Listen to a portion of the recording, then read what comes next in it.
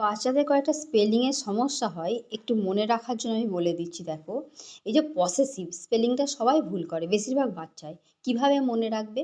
প্রথমে মনে মনে ভাববে পস, POS, ওকে।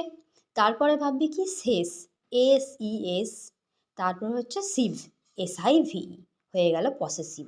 এবার দেখো ডেমনস্ট্রেটিভ, DE। তারপরে কি মনে করবে? মন্স, MON, মন লিখে এস দেবে, মন্স হয়ে গেল। ট্রে, TRA ট্রে, টিভ, TIVE।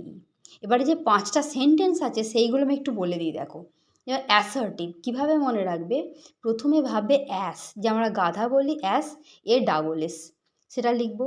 লেখার পর ER দেবো, অ্যাসার হয়ে গেল। তার সাথে টিভ দেবো, TIVE।